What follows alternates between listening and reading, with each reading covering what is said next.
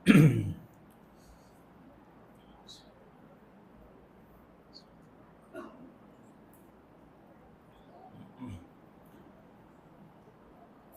علیکم ورحمۃ اللہ وبرکاتہ۔ الحمد للہ رب العالمین والعاقبۃ للمتقین والصلاة والسلام علی رسولہ الامین وعلی آلہ وصحبہ اجمعین ومن تبعہ بإحسان الی یوم الدین، اما بعد، اعوذ باللہ من الشیطان الرجیم۔ لقد كان لكم في رسول الله أسوة حسنة لمن كان يرجو الله واليوم الآخر وذكر الله كثيرا۔ قابل احترام حضرات و خواتین، الحمدللہ نماز عشاء سے فارغ ہونے کے بعد مسجد ہدیٰ عمر آباد میں ہم سب تشریف فرما ہیں۔ رسول اللہ صلی اللہ علیہ وسلم کی حیات طیبہ، آپ کی پاک باز سیرت کو معلوم کرنے اور اپنے اندر بدلاؤ لانے کا ایک عظیم جذبہ اور مقصد لیے ہم سب یہاں حاضر ہوتے ہیں۔ اللہ تعالی ہماری اس حاضری کو قبول فرمائے باذن اللہ۔ یہ رمضان المبارک سے پہلے کی یعنی امسال کی یہ آخری کلاس ہوگی، اور انشاءاللہ آنے والے ہفتے میں ہم سب رمضان میں داخل ہو جائیں گے باذن اللہ۔ چونکہ عبادت کا مہینہ ہے اور اللہ تبارک و تعالیٰ کو منانے اور اللہ کا تقرب حاصل کرنے کا مہینہ ہے۔ رمضان کے بعد انشاءاللہ شوال کے مہینے میں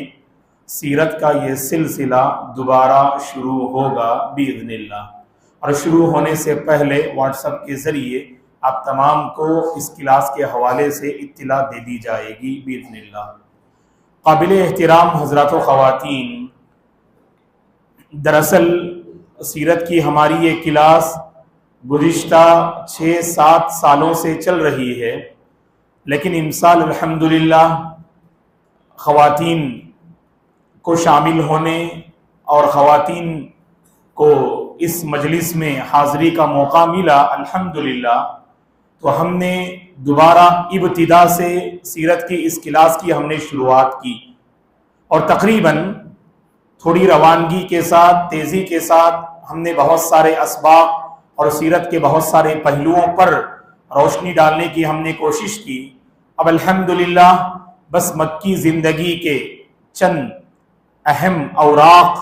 اور مکی زندگی کے چند اہم آخری واقعات کچھ باقی رہ گئے ہیں، جو دراصل مدنی زندگی کی تیاری کی شروعات ہے، اور مدنی زندگی کے آغاز کے لیے اس مکی زندگی کے آخری چند واقعات باقی رہ گئے ہیں۔ وہ انشاءاللہ رمضان کے بعد ان واقعات کو ہم معلوم کرتے ہوئے ہم انشاءاللہ مدنی زندگی میں داخل ہو جائیں گے، لہٰذا یہاں سے ہم رخصت ہوئیں گے انشاءاللہ۔ تو 1 مہینے 1.5 مہینے کے بعد جب دوبارہ ہماری انشاءاللہ جو ہے اس میں حاضری ہوگی، اسی جذبے اور طلب کے ساتھ امید کرتے ہیں کہ یہاں موجود تمام حضرات و خواتین سے ہم اپیل کرتے ہیں کہ آپ تو ضرور حاضر ہوں گے انشاءاللہ، اور ساتھ میں اپنے دوست و احباب کو بھی آپ لے آئیں تاکہ اس مبارک سلسلے سے وہ بھی فائدہ اٹھائیں اور اپنے صلی اللہ علیہ وسلم کی پاک باز سیرت کو معلوم کر سکیں۔ انشاءاللہ غور سے سنیے، مختصر وقت میں اب تک جو باتیں ہم نے معلوم کی، بالکل خلاصے کے طور پر سمری آف سیرہ، اب تک جو کلاسز ہم نے لی تو ان کا ایک مختصر خاکہ ہم آپ کی خدمت میں پیش کرتے ہیں، تاکہ وہ احباب اور حضرات و خواتین جو ابتدا سے ہمارے ساتھ رہے، میں جیسے جیسے باتیں کہتے جاؤں گا تو انشاءاللہ آپ کے ذہنوں میں وہ معلومات تازہ ہوں گی، اور ان معلومات کے ساتھ آپ انشاءاللہ گھر لوٹیں گے۔ اب جانتے ہیں کہ صلی اللہ علیہ وسلم رحمت للعالمین، افضل البشر، خاتم النبیین، امام الانبیاء، محمد عربی صلی اللہ علیہ وسلم ہیں۔ اللہ تعالیٰ نے آپ کو رسالت کے لیے اور نبوت کے لیے منتخب کیا، اور ایسے پیغمبر کہ جن پر اللہ نے نبوت کا سلسلہ بند کر دیا، ایک ایسے پیغمبر جن پر اللہ تبارک و تعالیٰ نے آخری کتاب نازل فرمائی، ایک ایسے پیغمبر جن کی امت پر اللہ تعالیٰ قیامت کو بقا فرمائیں گے، اور قیامت آپ ہی کے امت پر اللہ تعالیٰ قیامت کو قائم فرمائیں گے، جنہیں امت محمدیہ ہم کہتے ہیں، یعنی ہم اور آپ کے وہ امتی جنہوں نے آپ کو مانا، جنہوں نے آپ کو قبول کیا، اور آپ کے وہ امتی بھی ہیں جنہوں نے آپ کو قبول نہ کیا، جو راہ راست سے اسلام سے ہٹے ہوئے ہیں، وہ سب آپ کے امتی ہیں۔ محمد ابن عبداللہ ابن عبد المطلب ابن ہاشم ابن عبد مناف صلی اللہ علیہ وسلم، یہ آپ کا نام ہے، اور آپ کے ناموں میں احمد بھی ہے، آپ کے ناموں میں الحاشر بھی ہے، آپ کے ناموں میں العاقب بھی ہے۔ تو صلی اللہ علیہ وسلم نے اپنے چند نام خود اپنی زبان مبارک سے آپ نے فرمائے، تو ان میں سے دو مشہور نام ہیں، ایک محمد ہے جو آپ کے دادا عبد المطلب نے رکھا، اور ایک نام احمد ہے جو بعض آسمانی کتابوں میں اسی نام سے صلی اللہ علیہ وسلم کو موسوم کیا گیا اور آپ کو یاد کیا گیا۔ جانتے ہیں دوستو آپ، اور ہم نے وضاحت بھی کی کہ آپ آنے سے پہلے عرب دنیا کی حالت کیا تھی، سیاسی حالت کیا تھی، معاشی حالت کیا تھی، اقتصادی حالت کیا تھی، دینی حالت کیا تھی، اور اخلاقی حالت کیا تھی۔ ان میں دو قابل ذکر، ایک اخلاقی حالت، اگر ہم عرب تاریخ کو پڑھتے ہیں تو ان کے اندر بہت ساری اچھی عادتیں تھیں، تو وہیں پر ان سے کہیں زیادہ ان کے اندر بہت سارا اخلاقی بگاڑ پایا جاتا تھا، اخلاقی برائیاں اس عرب قوم میں پائی جاتی تھی۔ چند اخلاق کے اعتبار سے اچھی عادتیں تھیں، جیسے مہمان کی عزت کرنا اور سچ بولنا، اور اسی طرح سے وعدہ کو پورا کرنا، یہ سب عرب قوم کی بنیادی علامتیں تھی، ان کی پہچان تھی۔ لیکن ان کے اندر بہت ساری اخلاقی برائیاں تھیں، شراب پینے والی قوم تھی، زنا ان کے مابین بہت عام تھا، اور فحاشی ان کی پہچان تھی، اور اسی طرح سے لڑائی جھگڑا یہ ان کی خاص صفت تھی۔ تو اللہ کے نبی آنے سے پہلے عرب دنیا کی یہ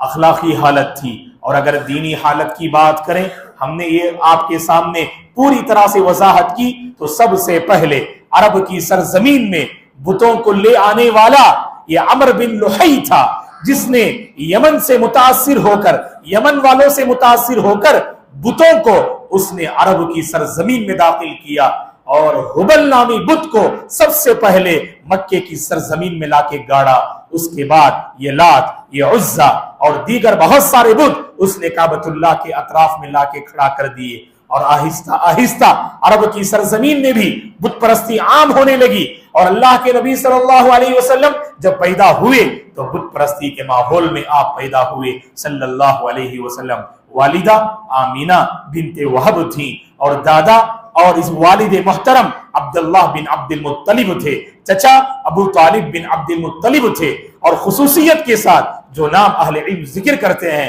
آپ کے دادا محترم جو بے حد اپنے پوتے سے محبت کیا کرتے تھے، وہ عبد المطلب ہیں جو اپنے پوتے سے بے حد محبت کیا کرتے تھے۔ آپ صلی اللہ علیہ وسلم کی ولادت سے پہلے ہی والد محترم کا انتقال ہو گیا، پیدا ہوئے تو یتیم کی حالت میں پیدا ہوئے، اور اس کے بعد جب آپ صلی اللہ علیہ وسلم نے آنکھ کھولی تو ماں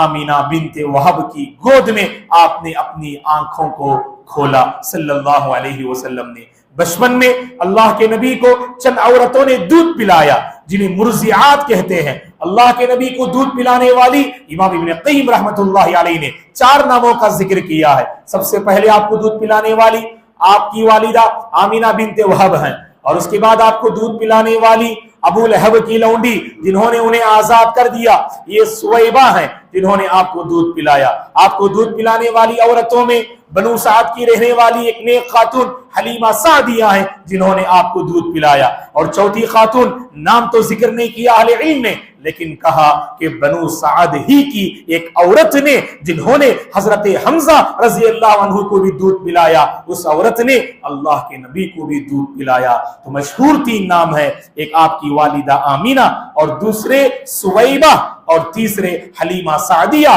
ان 3 عورتوں نے صلی اللہ علیہ وسلم کو دودھ پلایا۔ یہ بات ہم جانتے ہیں کہ صلی اللہ علیہ وسلم کا بچپن خصوصاً شروع کے 4 سال کہاں گزرے؟ بنو سعد نامی ایک دیہات میں اللہ کے نبی نے اپنے بچپن کو گزارا، اپنے بھائی بہن کے ساتھ کھیلتے کودتے ہوئے اللہ کے نبی نے اس مرحلے کو پار کیا۔ اور اسی طرح سے ہم دیکھتے ہیں کہ اس مرحلے میں ایک اہم واقعہ پیش آیا جسے شق صدر کہتے ہیں، کہ اپنے بھائی کے ساتھ آپ کھیل رہے تھے ایک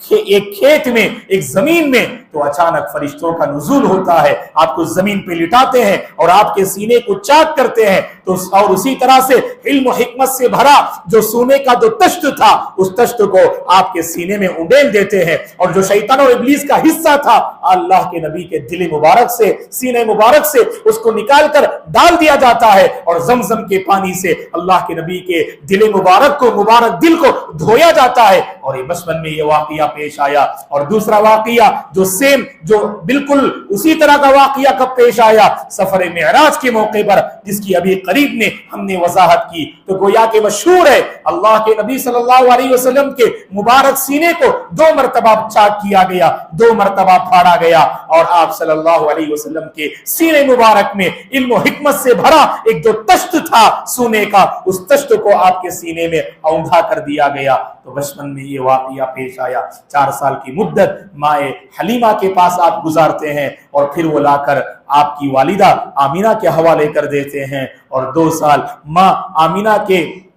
یہاں آپ پرورش پاتے ہیں۔ جب اللہ کے نبی کی عمر 6 سال کی ہوتی ہے، اللہ تعالیٰ کا یہ فیصلہ ہوتا ہے، آپ کی والدہ آمینہ بنت وہب بھی اس دنیا سے رخصت ہو جاتی ہیں۔ اس کے بعد دادا عبد المطلب آپ کو سنبھالتے ہیں، اور بہت درجہ اپنے پوتے سے محبت کرتے ہیں، بلکہ عبد المطلب کی پہچان عرب قوم میں یہ تھی، آپ سرپنچ تھے، لوگ آپ کو کعبۃ اللہ کے متولی کہتے تھے، اتنی عزت تھی عبد المطلب کی، اور آپ کی خاص جگہ تھی جہاں آپ کے علاوہ کوئی اور نہیں بیٹھتے تھے۔ سبحان اللہ، جب دادا عبد المطلب بیٹھتے تو صلی اللہ علیہ وسلم اپنے دادا کی گود میں جا کر بیٹھ جایا کرتے تھے، اور کبھی عبد المطلب نہ ہوتے تو اس وقت صلی اللہ علیہ وسلم دادا کی جگہ بیٹھ جایا کرتے۔ اس وقت آپ کی عمر 6-7 سال تھی بس دوستو، اور جب آپ کی عمر 8 سال ہوتی ہے دادا عبد المطلب کا بھی انتقال ہوتا ہے، اور اس کے بعد سبحان اللہ ابو طالب نے آپ کو سنبھالا، آپ کی پرورش کی، آپ کو پیار و محبت دی، باپ کا سایہ دیا اور دادا کا لاڑو پیار دیا، اور سبحان اللہ حد درجہ مہربان تھے چچا ابو طالب اپنے بھتیجے کے حق میں۔ اور ایسا رشتہ وہاں سے شروع ہوا۔ اللہ کے نبی کی عمر 8 سال تھی، اور جب اللہ کے نبی کی عمر 50 سال ہوئی تو 40 پر 2 سال تک یہ سلسلہ چلا، اور ہم نے ابھی قریب میں معلوم کیا کہ اللہ اکبر، شعب ابو طالب کی گھاٹی سے جب اللہ کے نبی باہر آتے ہیں تو وہیں پر آپ کے چچا ابو طالب کی وفات ہو جاتی ہے۔ 40 پر 2 سال ابو طالب نے آپ کا ساتھ دیا، اور خاص کر دعوت کے مرحلے میں، دعوت کے میدان میں ایک مضبوط بازو تھے، ایک مضبوط دیوار تھے یہ ابو طالب، جو اللہ کے نبی صلی اللہ علیہ وسلم کے چچا تھے۔ جب بچپن میں اللہ کے نبی صلی اللہ علیہ وسلم اہل مکہ کے نام جو بکریاں ہوا کرتی تھی، ان بکریوں کو درہم و دینار کی اجرت پر آپ ان بکریوں کو چرایا کرتے تھے، اور اللہ تعالیٰ نے یہ اس میں حکمت رکھی کہ انبیاء بچپن میں بکریاں چرایا کرتے تھے تاکہ آگے انہیں قوم کو سنبھالنا ہے، قوم کے لیڈرشپ کو سنبھالنا ہے، قوم کی سرداری کرنی ہے۔ اور جب ایک بندہ بکریوں کو چراتے ہوئے صبر و تحمل سے کام لے گا اور حکمت سے کام لے گا تو یہی وہ عظیم صفات ہے جو یہ قوم کو آگے بڑھانے میں، قوم کی سرداری اور سربراہی کرنے میں یہ عظیم صفات معاون ثابت ہوتے ہیں۔ اسی لیے اہل علم نے کہا اکثر انبیاء بچپن میں بکریاں چرایا کرتے تھے، اور جو بکریاں چرانے میں کامیاب ہو جائیں وہ صابر ہوگا، وہ متحمل ہوگا، وہ باحکمت ہوگا، اور اس کے اندر صبر کا غیر معمولی جذبہ ہوگا، جیسا کہ اہل علم نے ذکر کیا ہے۔ تو بچپن میں آپ بکریاں چرایا کرتے تھے، جوانی کے مرحلے میں چچا ابو طالب کے ساتھ سیریا کا سفر کرتے، تجارت کی غرض سے، اور سبحان اللہ آپ نے بڑی امانت داری سے اور سچائی سے آپ نے تجارت کا جو سفر شروع کیا، اور اس قدر آپ کے چرچے ہونے لگے، مائے ختیجہ نے آگے بڑھ کر سبحان اللہ اپنے غلام میسرہ کے ساتھ آپ کی خدمت میں ایک بہت بڑا مال پیش کیا تاکہ آپ مائے ختیجہ کا مال لے کر تجارت کریں۔ آپ تجارت کرنا شروع کرتے ہیں، بڑے امانت دار تھے، تاجر تھے، بڑے سچے تھے آپ، اور جو تاجر تجارت و امانت داری کو اختیار کرے گا غیر معمولی برکت اللہ عطا فرماتے ہیں۔ لہٰذا اللہ تعالیٰ نے آپ کو وہی برکت دی، آپ کے چرچے ہونے لگے۔ مائے ختیجہ نے بھی آپ کی دینداری کو دیکھا، امانت داری کو دیکھا، وفا شعاری کو دیکھا، سچائی کو دیکھا، آپ سے متاثر ہوئی اور نکاح کا پیغام بھیجا، اور مائے ختیجہ رضی اللہ عنہا اللہ کے نبی سے نکاح کرتی ہیں جب آپ کی عمر 25 سال ہوتی ہے اور مائے ختیجہ کی عمر 40 سال ہوتی ہے۔ تو یہاں سے ازدواجی زندگی کا دور شروع ہوتا ہے، اور وہیں پر ہم دیکھتے ہیں صلی اللہ علیہ وسلم کی اس ازدواجی زندگی میں سبحان اللہ 25 سال آپ مائے ختیجہ کے ساتھ رہے۔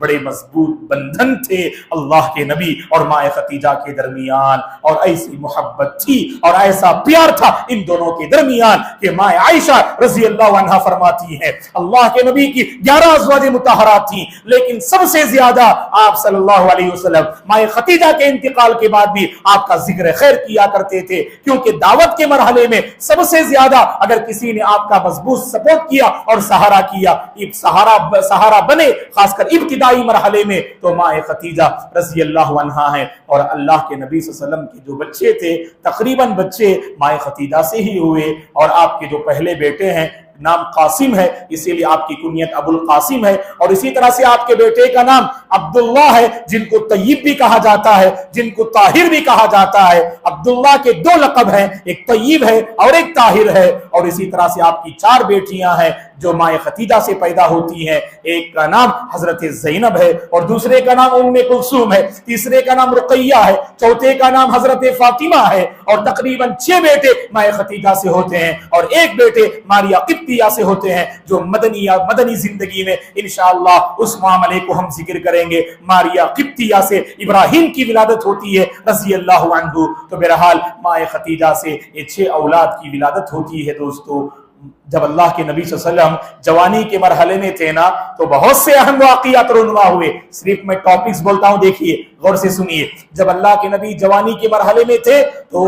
کعبۃ اللہ میں سیلاب آیا، کعبۃ اللہ میں سیلاب آیا ہے کہ نہیں، جس سے کعبۃ اللہ کی دیواریں گر گئیں۔ مکے میں ایسا زبردست سیلاب آیا کہ مکے کی کعبۃ اللہ کی دیواریں گر گئیں۔ قریش نے اپنا حلال مال جمع کیا، اپنا حلال مال جمع کر کے دوبارہ کعبۃ اللہ کی تعمیر کی، اور اللہ کے نبی صلی اللہ علیہ وسلم نے مختلف قبیلے والوں کو، قبیلے کے سرداروں کو جمع کر کے حجر اسود کو دوبارہ اس کے مقام پہ آپ نے لوٹایا۔ تو سبحان اللہ، یہ عمل جو جاری ہوتا ہے یہی جوانی کے مرحلے میں ہوتا ہے۔ جوانی کے مرحلے میں ایک اور واقعہ پیش آتا ہے، جو واقعہ کے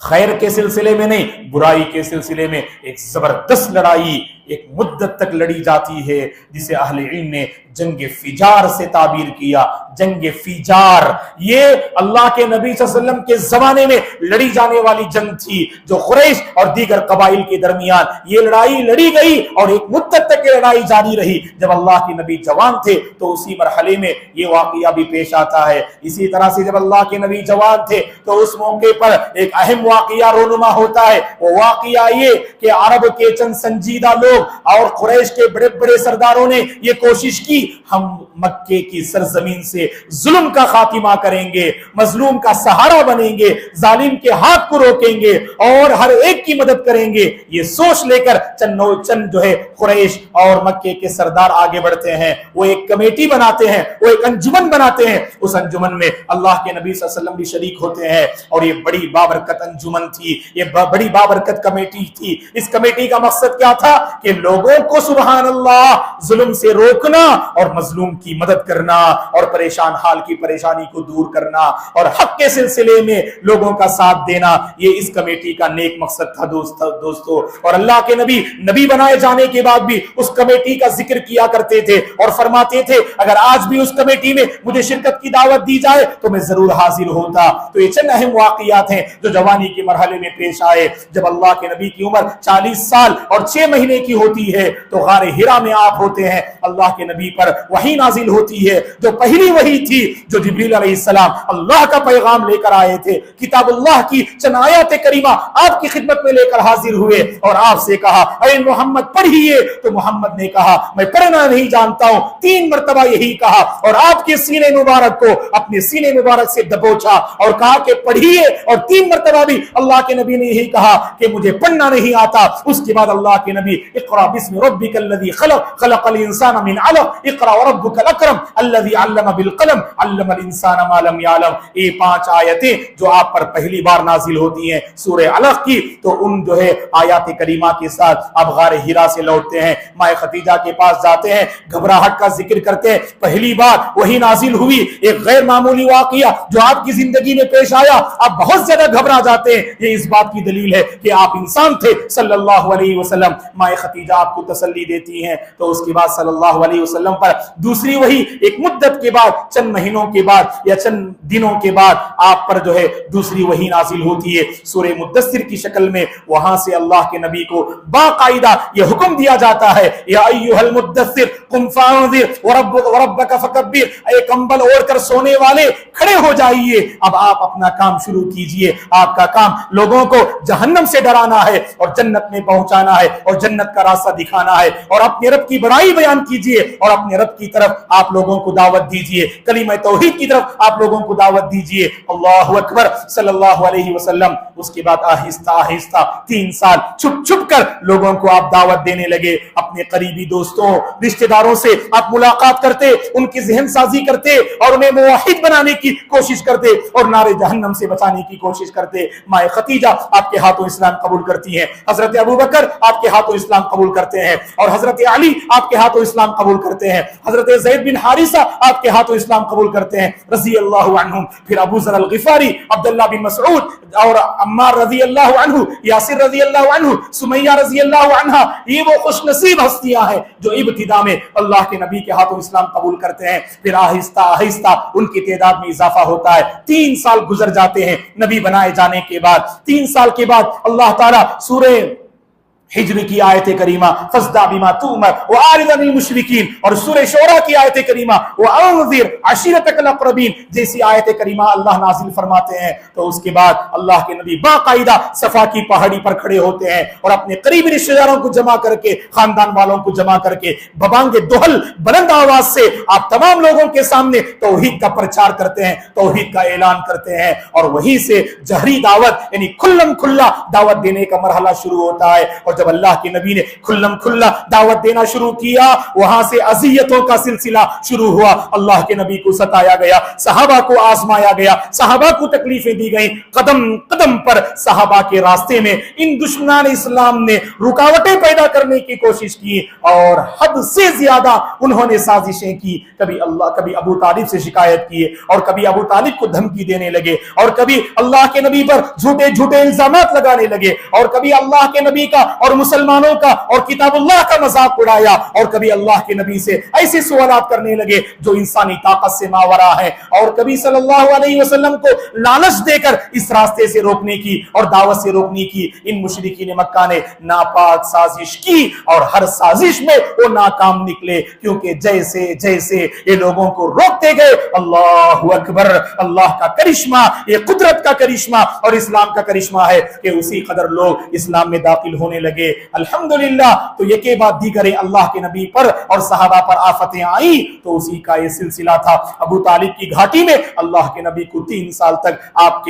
پر ایمان لانے والوں اور آپ کے خاندان والوں کو، خاص کر بنو عبد المطلب اور بنو عبد شمس، ان 2 خاندان والوں کو اس ابو طالب کی گھاٹی میں 3 سال تک بیکاٹ کر کے ان کو وہیں پر جو ہے رکھا گیا، اور گھٹن کی زندگی 3 سال تک مسلمانوں نے گزاری۔ اس کے بعد ہوا کیا؟ 3 سال کے بعد سبحان اللہ اس ابو طالب کی گھاٹی سے باہر آتے ہیں، ابو طالب کی وفات ہوتی ہے اور اس کے فوری بعد ماں خدیجہ کی بھی وفات ہوتی ہے۔ اس سال کو عام الحزن کہا جاتا ہے، غم کا سال کہا جاتا ہے، اور اس کے بعد صلی اللہ علیہ وسلم دعوت کی تڑپ لے کر طائف جاتے ہیں، اور طائف والوں نے آپ کے ساتھ جو معاملہ کیا وہ ہمارے سامنے واضح ہے دوستو۔ حد سے زیادہ طائف والوں نے آپ کو تکلیف دی۔ صلی اللہ علیہ وسلم کی 60 پر 3 سالہ زندگی میں سب سے زیادہ کوئی بھاری دن تھا وہ وہی طائف کا دن تھا جس طائف کے دن میں کو ان طائف کے اوباشوں نے، نوجوانوں نے اللہ کے نبی کو اتنا ستایا، اتنا پریشان کیا، آپ کے جسم مبارک کو خون سے لہو لہان کر دیا۔ آپ صلی اللہ علیہ وسلم طائف سے نکل کر دوبارہ مکہ آتے ہیں، اور اسی درمیان بلکہ ابو طالب کی گھاٹی سے پہلے جب مسلمان بالکل کراہ رہے تھے تو اس وقت اللہ کے نبی نے چند صحابہ کو اجازت دی جن کا مکے میں رہنا بہت مشکل تھا، آپ نے اجازت دی حبشہ کی سرزمین جا سکتے ہیں۔ پہلی بار چند صحابہ ہجرت کرتے ہیں، اور وہاں جانے کے بعد فوری خبر ملتی ہے کہ مکے والوں نے